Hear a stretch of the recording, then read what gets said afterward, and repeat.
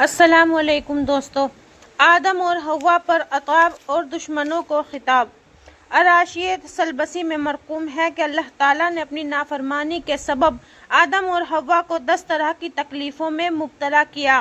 اول ان پر غصہ اور عتاب ہوا، دوسرے ان کو بالکل برہنہ کر دیا، تیسرے ان کا جسم پہلے روشن اور سفید مانند ناخن کے مضبوط تھا، اب صرف ناخن اپنی رنگت پر رہے ہیں، باقی تمام جسم کو سیاہ اور سست کر دیا۔ چوتھے اپنے جواہر قرب اور اپنی نزدیکی سے اللہ تعالیٰ نے دور کر دیا۔ پانچویں دونوں میاں بیوی کے درمیان جدائی ڈال دی۔ چھٹے آدم اور شیطان کے درمیان قیامت تک کے لیے دشمنی اور عداوت قائم کر دی۔ ساتویں آدم کے نام کے ساتھ لفظ خاطی یا گنہگار شامل کیا۔ آٹھویں شیطان کو آدم اور اولاد آدم پر پورا تسلط دے دیا۔ نویں دنیا کو آدم اور ان کی اولاد کا قید خانہ بنایا۔ 10ویں قسم قسم کے درد اور طرح طرح کی مختلف آدم اور ان کی اولاد کو دی۔ اس کے بعد خطاب آیا کہ اے حوا تو کہاں ہے؟ حوا نے نہایت غمگین آواز میں جواب دیا کہ خداوند میں بالکل برہنہ سخت شرمندگی کی حالت میں جنت کے فلاں مقام پر ہوں۔ ارشاد ہوا کہ اے حوا یہ میری نافرمانی کا نتیجہ ہے۔ حوا تو نے کیوں ایسا کیا جو تیرے اور تیرے خاوند کے آبرو خاک میں ملی؟ حوا نے عرض کیا مولا مجھے خبر نہ تھی کہ یہ تیری مخلوق میں تیری ذات پاک کی جھوٹی قسمیں کھانے والے بھی ہیں۔ خداوند میں عزازیل کی جھوٹی قسموں کے دھوکے میں آ گئی۔ ارشاد ہوا کہ اچھا میں نے تجھے اس کے بدلے میں 13 قسم کی تکلیفوں میں مبتلا کیا اور تیری وجہ سے قیامت تک کے لیے تیری بیویاں بھی انہیں 13 تکلیفوں میں مبتلا ہوں گی۔ اول یہ کہ ان کی شرمگاہ میں نجاست یعنی خون، حیض و نفاس رکھ دیا، تو دوسرے حمل کے لیے 9 مہینے 11 مہینے تک کا بوجھ ان کے ذمے ڈالا، تیسرے ہر مرتبہ بچہ جننے کی تکلیف جو موت کے برابر ہے ان کے لیے مقرر کی، چوتھے عدت کی 4.25 مہینے کی قید ان پر لازم کر دی، پانچویں خاوند کی قید فرما برداری اور اس کی خدمت گزاری لازم کر دی، چھٹے قبول کرنا اور طلاق دینا خاوند کے قبضے میں دیا، ساتویں مرد کا پورا اور عورت کا آدھا حصہ مقرر کیا، آٹھویں بغیر محرم کو ساتھ لیے سفر کی ممانعت کی، نویں عقل کو ناقص کیا یعنی جہاں ایک مرد کی گواہی کفایت کرے وہاں 2 عورتوں کی گواہی کام دے گی، 10ویں قضا و حکمت سے محروم کیا، 11ویں نماز جمعہ اور جماعت سے محروم کیا، 12ویں نبوت سے محروم کیا، 13ویں دین ناقص کیا یعنی ہر مہینے میں کچھ دنوں کے لیے نماز سے بھی الگ اور روزے سے بھی دور کر دیا۔ جب آدم اور حوا کو عذاب آمیز خطاب آ چکے تو پھر شیطان اور سانپ اور مور کے نام عذاب آمیز خطاب ہوتا ہے۔ پہلے شیطان کو ندا ہوئی اے ابلیس آج سے میں نے تجھے 10 بلاؤں میں گرفتار کیا۔ اول یہ کہ زمین کی خلافت سے تجھے ہمیشہ ہمیشہ کے لیے برطرف اور علیحدہ کیا، دوسرے اپنی رحمت سے تجھے ہمیشہ کے لیے دور اور عاق کر دیا، تیسرے تیری صورت پر ہمیشہ کے لیے پھٹکار مار دی، چوتھے عزازیل سے تیرا شیطان نام رکھ دیا، پانچویں تمام بدبختوں اور شقی لوگوں کا تجھے پیشوا اور سرغنہ بنایا، چھٹے ہمیشہ کے لیے تجھے ملعون اور مردود کر دیا، ساتویں معروف الہی کی دولت تجھ سے چھین لی، آٹھویں تیرے لیے توبہ کا دروازہ ہمیشہ کے لیے بند کر دیا، نویں تجھ کو تمام نیک اور اچھے کاموں سے دور پھینک دیا، 10ویں دوزخیوں کو ایک خطبہ سنانے والا اور عذاب میں ٹھوسنے والا تجھ کو کر دیا۔ یہاں آقا نامدار حضرت محمد صلی اللہ علیہ وسلم فرماتے ہیں کہ دوزخ کا عذاب 2 حصوں پر تقسیم ہوگا، ایک حصہ تمام دوزخیوں پر عذاب ہوگا اور ایک حصہ فقط شیطان پر ہوگا۔ الہی توبہ مگر ڈٹک کی ڈٹائی ملا خطا کیجئے۔ حضور صلی اللہ علیہ وسلم فرماتے ہیں کہ ایک روز حضرت موسیٰ علیہ السلام نے دیکھا کہ ابلیس جنگل میں ایک درخت کے نیچے بیٹھا ہوا زاروں قطار رو رہا ہے۔ آپ نے تعجب سے دریافت کیا کہ اے لعین تجھے رونے سے کیا نسبت؟ جواب میں کہتا ہے کہ آج میرا دل یہی چاہتا ہے کہ میں مولا کریم سے صفائی مانگ لوں اور اس کے سچے بندوں میں شامل ہو جاؤں، پس آپ حضور رب العزت میں میرے لیے سفارش کیجئے کہ وہ میرے گناہ معاف فرما دے اور میری توبہ قبول کر لے۔ موسیٰ علیہ السلام نے اسی وقت ابلیس کی سفارش کی، دعا کے واسطے ہاتھ اٹھائے، وہاں سے ارشاد خداوندی ہوا کہ اسے کہو کہ سنگل دیپ کے پہاڑوں میں ہمارے بندے آدم کا مزار ہے، اسے سجدہ کر لے اور ہمارے نیک بندوں میں شامل ہو جائے۔ چنانچہ حضرت موسیٰ نے اسی طرح ابلیس سے فرما دیا، جسے سن کر لعین ہنسا اور ہنس کر کہا واہ یاروں نے جب زندہ آدم کو سجدہ نہیں کیا تو اب مٹی کے ڈھیر کو کیا سجدہ کروں گا۔ نیز دوسری جگہ حضور صلی اللہ علیہ وسلم فرماتے ہیں کہ مدت दराज गुजारने के बाद अल्लाह ताला हजरत आदम अलैहिस्सलाम को जन्नत से और इब्लीस को दोज़ख से निकालकर अरफात के मैदान में जमा करेगा और फिर शैतान से खिताब होगा कि आदम को सजदा कर ले और उनके साथ जन्नत में चला जा। ये सुनकर शैतान कहेगा, मैं दोज़ख के अजाब से डरा कर अपनी आह नहीं छोड़ सकता।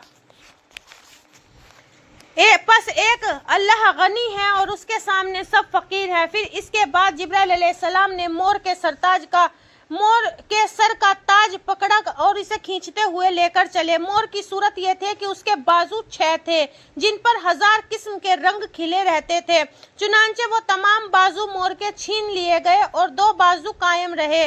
और चूंकि इब्लीस को जन्नत में ले जाने के लिए उसने पैर दौड़ी की थी, यानी सांप को बुलाकर लाया था, इसलिए मोर के पांव बिल्कुल झुलस दिए गए। चुनांचे नाचते नाचते जब ये अपने पैरों को देखता है तो रोने लगता है। गर्ज के मोर को जन्नत से निकाल दिया और फिर सांप को आगे लाए जिसके जबरजद के बने हुए ऊंट के बराबर 4 पांव थे जिन पर आफताब की तरह बेइंतहा रंग चमकते थे और दांत इसके खोशा मवारदे थे मानिंद थे और जबान मुश्क की बनी हुई थी और पीठ चांदी की थी और पेट सोने का, सर याकूत सुर्ख की तरह दरखिशा था। चुनांचे वो तमाम सूरत सांप की मसख कर दी गई और पांव जिनसे शैतान को जन्नत में ले गया था बिल्कुल छीन लिए गए और साथ ही इसके सांप से ये भी कह दिया कि आज के बाद तू हमेशा के लिए पामाल किया गया और बजाय जन्नत के मेवों के जमीन की मिट्टी तेरी गिजा कर दी गई।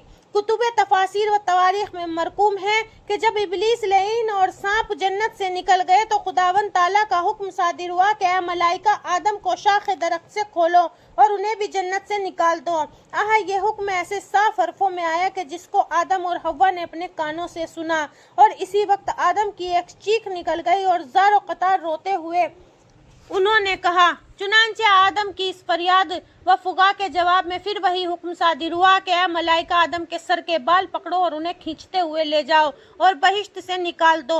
आदम ने ये और ज्यादा अताब आमेज जिसमें अपने कानों से सुना और सुनते ही चुनांचे आदम की ये गिरिया वजारी पर भी वही हुक्म सादिर हुआ जो पहले हुआ था कि ऐ मलाइका आदम को पकड़ो और उन्हें जिल्लत के साथ जन्नत से निकाल दो। अलकिस्सा मलाइका आदम को फिर लेकर चली जिन्होंने चलते चलते फिर एक दरख्त को लिपटकर निहायत गिरवगिजारी से रोना शुरू कर दिया।